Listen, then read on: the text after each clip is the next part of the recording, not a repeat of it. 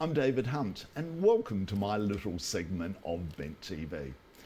My guest today, he's got a law and economics degree.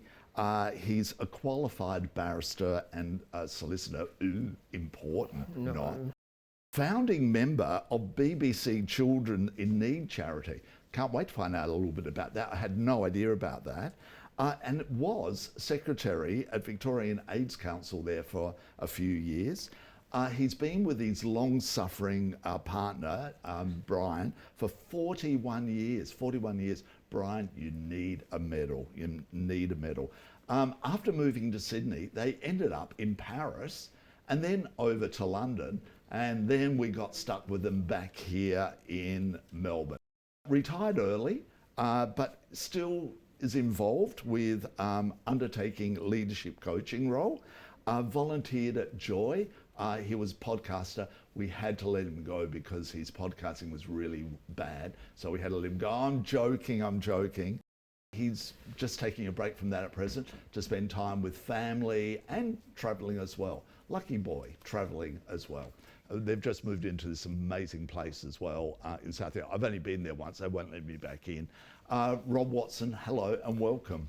Thanks, David. I'm not quite sure what to say now. I mean, thanks a lot. Well, let's. You're a Melbourne boy. You know, born in Melbourne, born in Elwood, and it wasn't anywhere as salubrious as it is now. And it was pretty rough in the 60s. Yeah. Okay. I'm slightly younger than you. There you go. Well, most people are. True.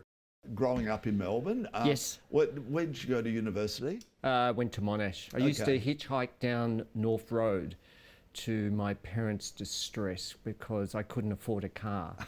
And so, I used to, and then I rode a motorcycle and then finally got an HD Holden where the brakes sometimes failed on me. Oh, fun. Yeah, well. So you're still alive, so yes. Obviously you survived. So tell us your little coming out story. When did you realise, although, you know, like you said to me on the phone, you came out screaming and throwing your arms around. Nothing's changed, has it? Nothing's changed. So when did the penny drop? Oh wow, David. I think probably in the last year at school. High school? No, I went to a college which I won't mention, and I think I just started to take an interest in men or boys at that stage because I was a lot younger. And it took me a while. I think my first going out thing was at Inflation on a Wednesday night. Oh yes, because it was a gay night, wasn't it? And I went with a friend and, you know, the seed was sown and that was it. Right, okay. So I've been out ever since. What about parents, you know, like telling them, you know, like was that hard? Yeah, look, it was hard and they knew, but it was never sort of discussed. So it was did they guess? It's, and you know, it's one of those classic at that time frame, you know, it's sort of they knew, but it just wasn't, as I said, discussed. And you've got a couple of sisters, haven't you? I've got two sisters, and I came out to they knew? I came out, very early, Yeah. I mean, I remember sitting with one of my sisters, and we'd had a couple of gin and tonics. I think more for her than for me.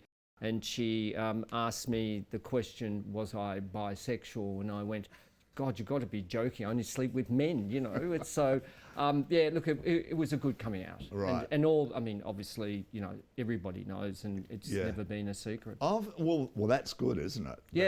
That's really good. I mean, all through my working career when I was at BP and in other organisations, you know, they... Always knew. Always knew. I mean, I wasn't overt, but I wasn't covert. You don't come across as that sort of person anyway. Thank you. So, you know, like you seem like a normal... thanks for that. Well, no, you don't seem normal at all. No, what am I talking about? David. Hey, let's talk about this BBC Children. Right. So I wasn't... So it was... let me just go back a little bit. I mean, through my whole life, and you know this, I've sort of done a bit of charity work, whether it's VAC or, you know, podcasting for you reluctantly for many, many years.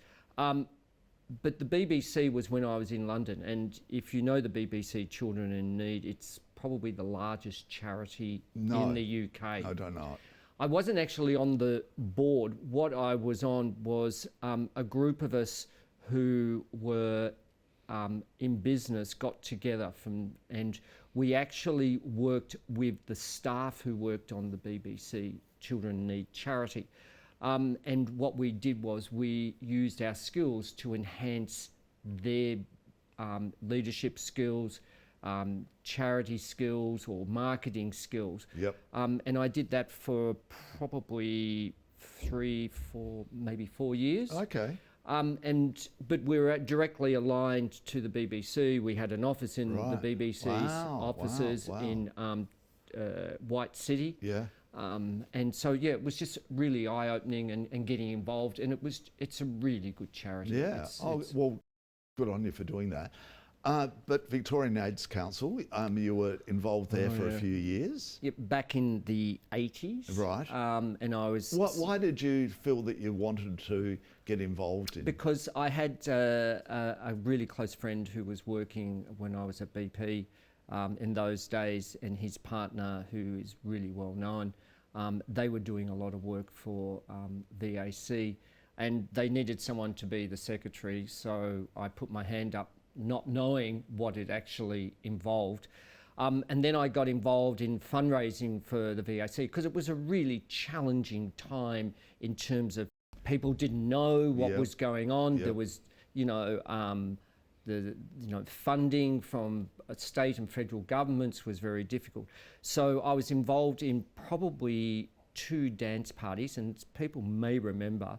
The first one was called Summer Cyclone, which was held in South Melbourne, which is in the buildings now a 20-storey apartment block, and where we ran, I think, Melbourne's first sort of dance party. Yep. And then we followed up with another one called Winter Days. Right. Winter Days went on. Wasn't also involved with that as well? Sorry? The Also Foundation, wasn't they involved in that as well? Yes. So it was really a collaboration for a between period the two. of 2. Because Winter Days went on for a few years, didn't it? And they had albums out and. But I'd moved to Sydney by then, so I had to back out. Right. Well, I was going to mention Sydney. You went up there working-wise. What was it like living in Sydney as a gay man? Awesome. Yeah, awesome. Well, hold on. No, because it was, I mean, in the 90s in Sydney, I mean, you couldn't have picked, I think, you couldn't have picked a better time to be there. Yep. I mean, it was the height of Mardi Gras. All the bars and in the Oxford bars, Street, yep. they were everywhere in the day. And I have marched in the parade. I think you've seen the photo, yeah. So, sort of got involved, but I didn't do any sort of charity work or anything. Yep. I just... embrace the situation. I partied, yeah. Is that where you met Bryan, or did you meet him? No, I met here? Bryan in 1982 through a mutual friend. It was, because there weren't mobile phones. And you had to pick up a phone and dial someone, and I met him over lunch. It sounds really corny, it really does. I met him over lunch, and I was on the rebound from another person. And I rang this person who lived in Sydney, who was down from Sydney, and said, look, can you put me in touch with Bryan? I rang him and we met, and we went for a walk along Elwood Beach and Point Ormond. And that was it? That was it, 41 years later. And Bryan's originally from New Zealand. Yes, he's from Geraldine. Yeah, and a small town, isn't it? Yeah. So he keeps telling me it's the Paris end of New Zealand. Well, we've all heard that before, Whatever. So there you are, you're in Sydney. Next minute, the two of you are in Paris. Yeah, so... Whoa. Yeah, so it's just one of those things, you just don't know what you don't know. And I was working, by that stage I transitioned into human resources, and I was working for a French telecommunications company, and 1 o'clock in the morning, because they don't respect time zones, I get a phone call from someone saying, look, would you be interested in going for 2 years to Stuttgart in Germany, where they had a site, or Paris? And I think it took me about 30 seconds. That long? Yeah, and no, I didn't say Stuttgart, David, because I know you really wanted me to. No, I said Paris, and it was for a 2-year assignment. Fabulous. Yeah, and talking about being open, Bryan and I were the first openly gay couple that this organisation moved, and they had like Brilliant. 140,000 people globally. Wow. So the 2 years rolled on for 6 years. So we were in Paris. And you bought property there too, didn't you? No, we you rented. didn't? No, you no, rented we there. rented. So we lived in the 5th and the 9th. And Bryan has got this, had the role of a very interesting role with airlines or something, isn't No, it? he didn't actually work for airlines. The company that he was working for basically did the IT infrastructure for airlines and for travel agents and all that. And he worked for them for many years. Yeah. And so we were really lucky because we were able to move his job from Sydney originally to London, and then he joined me in Paris about a year later. Right, okay. So for about a year, I know it sounds really awful, but I commuted between Paris and London On a regular basis. every week. So what took you then to London? It was a couple of things. It was the work that I was doing, and the environment was changing. And I'd been in France for, at that stage, nearly 6 years. And we had to make we had to make a decision whether we remained in France or we moved somewhere else. And stupidly, because I could have had a French passport by now, and instead of a British one, I was moved to London, and Bryan's job was moved back from Paris to London. And we lived in London from 2007 to 2016. Right, okay. Then you ended up back in Australia again, back in Melbourne. Yeah, I mean, we came back primarily because at some point you had to choose when you were going to come back. At that stage, Bryan's parents my parents had already passed away, but his parents were getting quite old. And, travelling from Europe to New Zealand is a challenge if something goes wrong. Yeah. So Bryan was lucky enough to be offered a job with his company in the UK because we were toying up between Sydney and Melbourne. And at the same time, it was just fortuitous that his role came available, and it just happened to be in Melbourne, in St Kilda. And it was like, you just couldn't say no. And I was lucky enough to pick up a job in London, in Melbourne. So I had it. So when I arrived, because I had to leave my employer, I had a job already here. So we both came back to jobs, which is just unbelievable. Yeah. And yours was with a big architectural.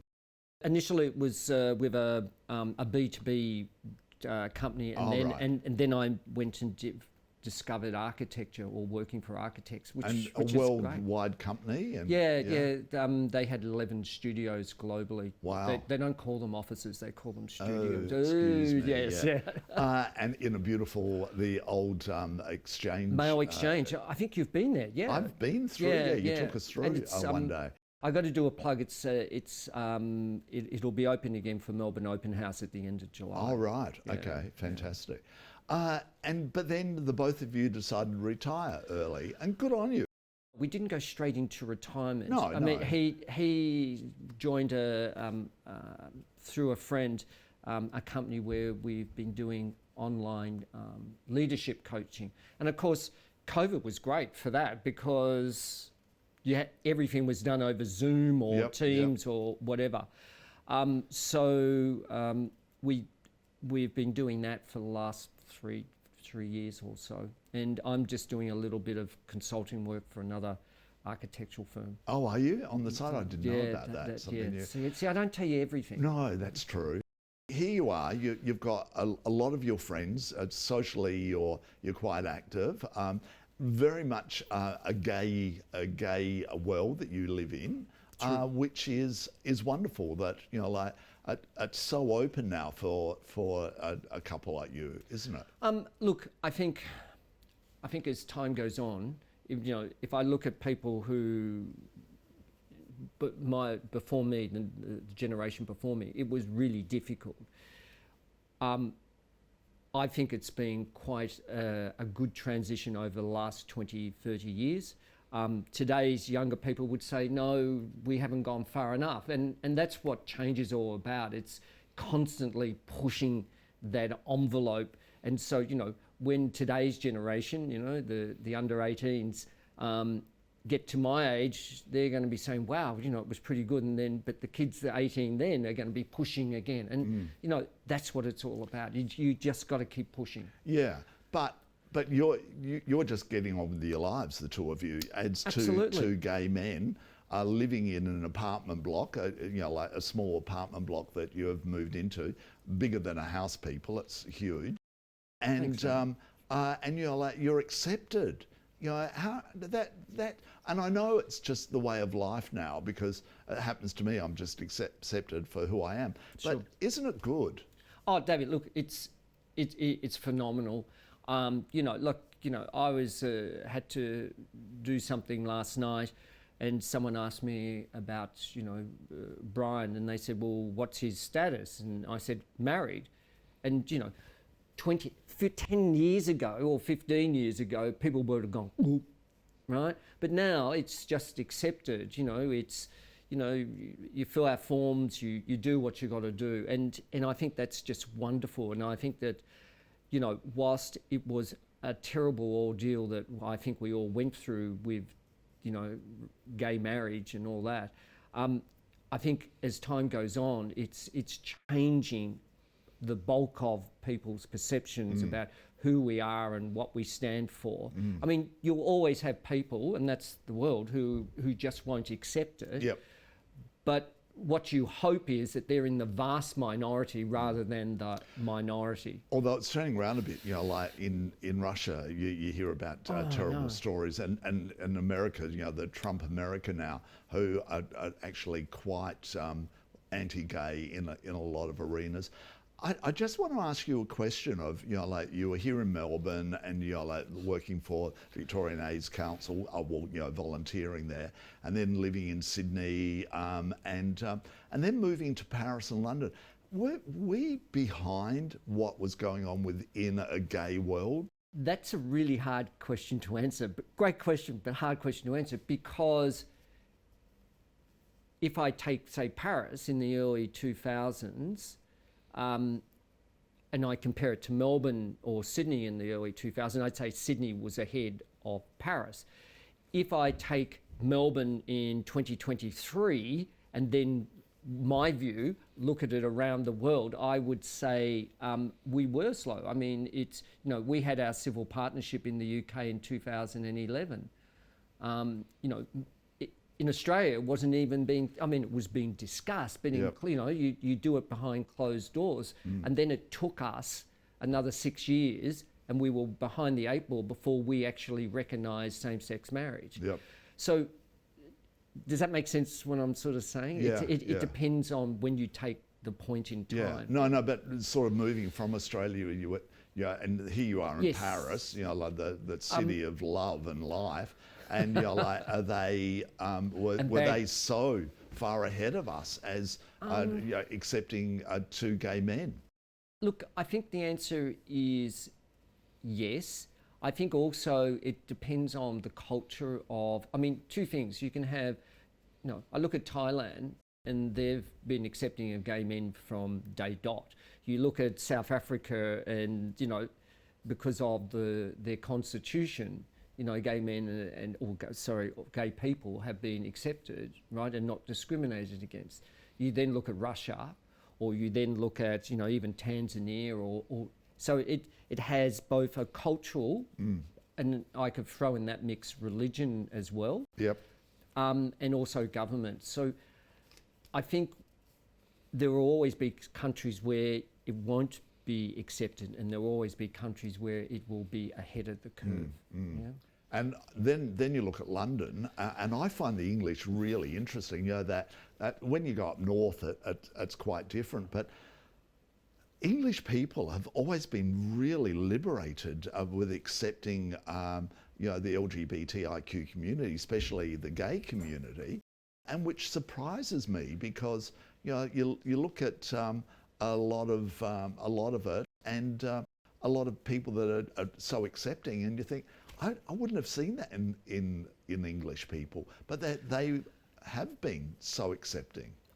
Look, I can only go from my experience, and I moved through a couple of companies, and you have to put down on when you're joining a company who your spouse is, and you put down my partner's name, and no one ever flinched at all, right? Probably because I was running the HR department, but that's a different issue. But I think overtly they are more not accepting. I think they've been over the last couple of years ahead of the curve compared to Australia. I think Australia has now caught up. Yep. And I think Australia is now starting to taking the lead. And it's all about the next agenda items that that we want to push. Yeah, and I also think here in Melbourne as well with the Victorian Pride Centre. And how groundbreaking that is, and there's now a minister for the LGBTIQ community with the state government. We're just going, but in entertainment industry in England, for instance, okay, George Michael took a long time to come out and people like that, but then Boy George, he was out, from the minute he stepped on the stage for the first time. There's always been those obvious and is it because of the influence of Europe that they were that? I just really don't know what the answer is. I think the answer is probably a much more enlightened, and maybe because of part of Europe, because the EU, when the UK was part of the EU, it really did push the agenda, and of course the UK had to follow to a certain extent.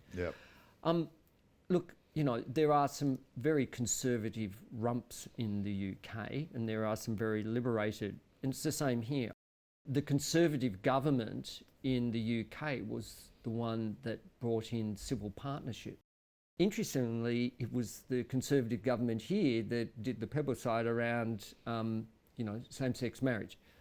I still disagree with the approach, but it was a Conservative government. But also the fact is, the Conservative government we had at that time that didn't really want it, but was pushed into a corner to make it happen. Their voters voted yes more so than the Labor support, which, and all of a sudden, which is a little bit embarrassing for the Liberal Party, because their supporters are the more open-minded people and more professional people that will give and go, of course there should be same-sex marriage. Yeah, I mean, I think if there had been a referendum based on the statistics, it would have got through. And as we know, getting a referendum, we're in the middle of doing it at the moment. Which is a very messy one. It's a very messy, well, they're always messy. But I don't think the same-sex marriage one was anywhere near as messy as this one. I think there's not the clarity. I'm not close enough to really comment on it, so I won't. But I think getting the Parliament to approve it rather than the people was the wrong way of doing it. And that's a personal view. A lot of people will disagree with that view. I think it was a good thing that we voted for the yes vote, because it then showed the government that Australia wanted it. Well, the government really had no choice but to change the Marriage Act. I mean, but they had to shut up once the vote had been done, because... But there were still dissenters in Parliament on both sides. Which was phenomenal. You can't stop it. This is going back to the minority rump. So are you two now settled in Melbourne? Is this home for life, or can you see yourself maybe flitting off somewhere else to... I know you're going to be travelling a little bit as the year goes on, but is this home now to you guys? Yeah. We're exceptionally lucky that the friends that we made in the 80s, because if you think about it, we left Melbourne in 1989 and came back in 2016, right? And we've got this really amazing rump of friends who we met when we were very young, and we've all grown up together, and there's been... And you've held on to them. Yeah, and there's been this gap, you know, where we didn't see each other, it might be every 3 or 4 years, maybe longer.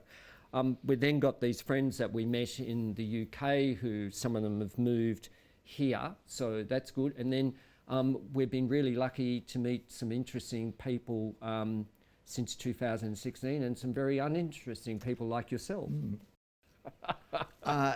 Rob Watson, thank you so much Thank for you. chatting with me today, and congratulations on a brilliant career. And you're still dabbling a little bit, and congratulations on finding the most wonderful man who I said is long suffering. And Bryan, my heart goes out to you. But there Thanks, you go. David. David, thank you for interviewing me. My pleasure. You've been hearing him. I'm David Hunt. I'm part of Bent TV, and we'll be back again in a few weeks' time. See ya.